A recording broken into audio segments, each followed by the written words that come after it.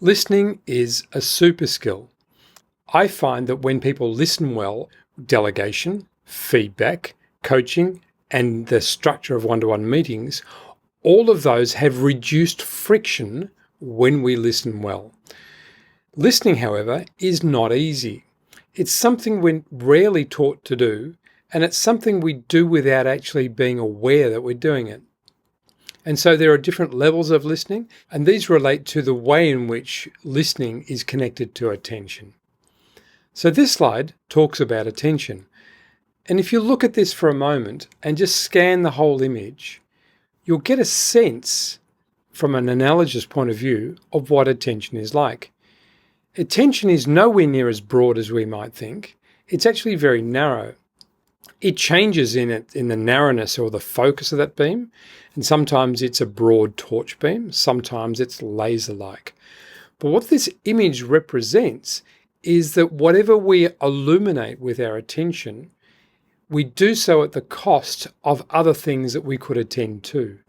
So for instance, the little pie chart that's up above that child's head is not in the range of attention. He's looking somewhere else. So that means it's not actually accepted or presented to the brain as an input. It's sitting outside our input range.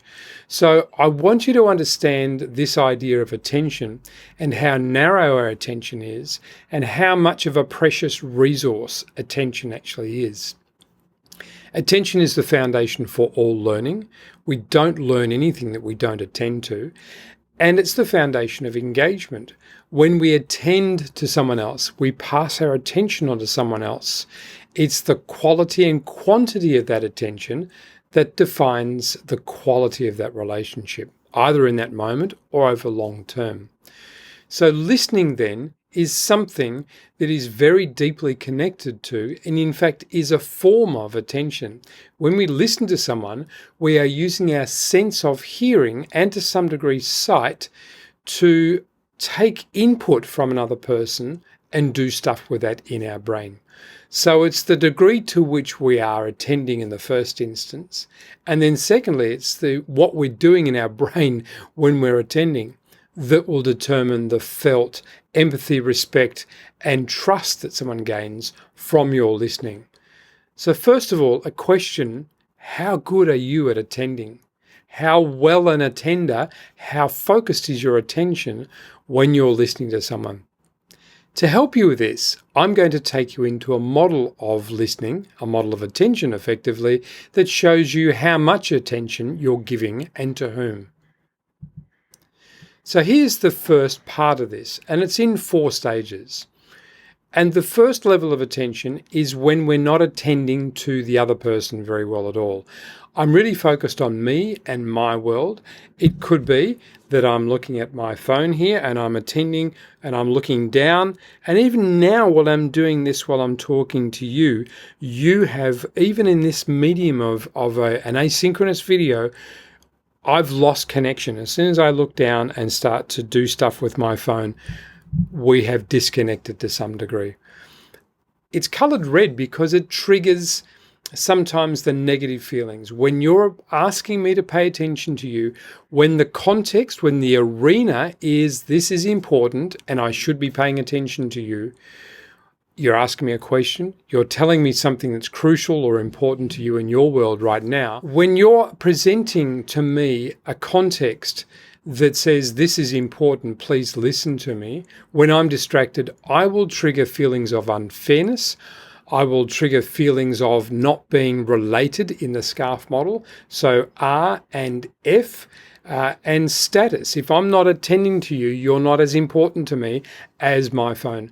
So this whole idea of not attending when I should and being distracted triggers a lot of threat and negative feelings in the brain. So it's not a good place to be in terms of the ability to connect and engage with someone. However, the next stage, purple, because it's a mix of blue and red, is when I start to pay more attention, but I'm listening for me. I listen to you. I ask you to give me details so I can solve your problem and give you an answer. I'm the expert. I'm the authority. I'm the boss.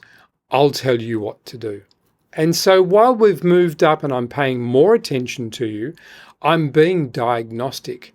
And as I'm being diagnostic, some of my attention is going in here as I'm creating my solution to give to you. Now, this is often where managers sit. And because of time pressure and delivery pressure, it's often quicker just to tell someone what the solution is. This is not very developmental and doesn't give the other person the opportunity to explore the edges of their expertise in a new setting so they can build new skills. So be aware that diagnostic has more of my attention on you, but some of it still is internal and going through the situation of coming up with an answer for you. This next phase is what I call empathic listening. And this listening is where I'm passing the majority, but not all of my attention onto you. I'm not trying to process, I'm observing you. I'm just in the moment of observation. And when I'm in this space, I'm much more connected with you, but I'm not overly connected with you, if that makes sense. And in this space, I'm observing and I can capture things like what you're saying, how often you're saying it, the emphasis that you might be making, expressions on your face, emotions I might see, and I'm with you in the present right now. And in this state, you feel I'm with you, you feel acknowledged, you feel listened to, you feel important, you feel that this is fair, and you feel that I'm connected in the relatedness sense. So I'm giving you rewards in the SCARF model in terms of status, relatedness, and fairness. And it's a very powerful mechanism for building trust, for building felt respect, and for building empathy. That's why it's called empathic listening. The key to this is not to try and think too much, but just to observe. Observe and be present. And listen as if you're going to feedback what you see and hear. That's the mechanism I teach that enables you to pass your attention authentically and strongly, but not too powerfully, to the other person.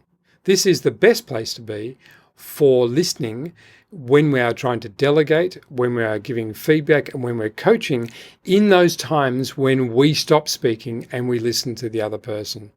In one-to-one meetings, there'll be times where we want to powerfully be present and just listen to the other person. And it's this form of listening, rather than solution finding or being distracted, that builds connection and motivation of your direct report into the task at hand. The last is coloured red.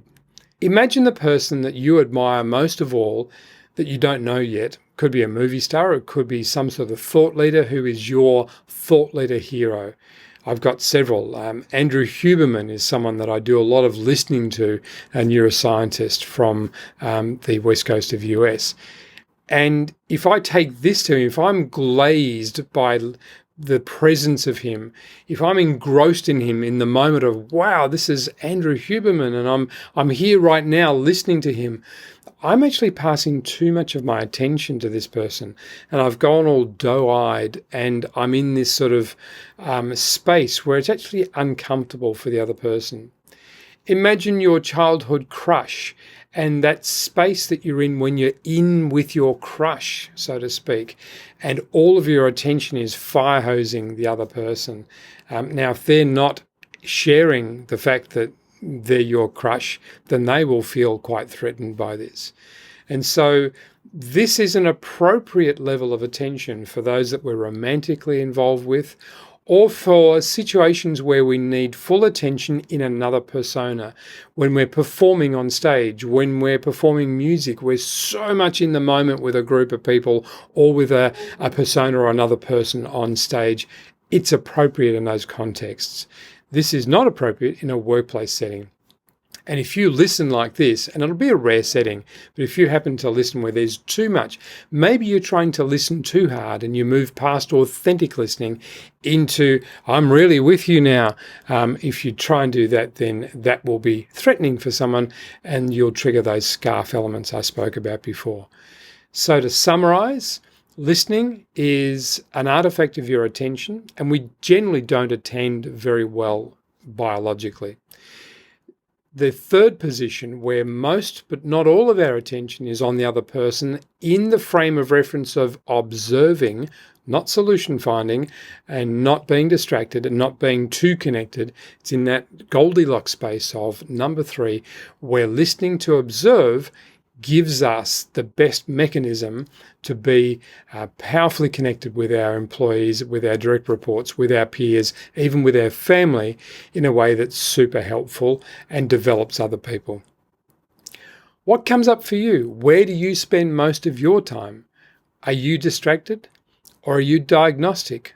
Or are you naturally falling into this empathic listening style where you're in the moment, you're mindfully present with the other person, and you can feedback what you see and hear rather than the answers you think, the solutions you think? What stage are you at, and what insights have you got from this short discussion? I hope that helps, and I'm looking forward to connecting with you on this one too.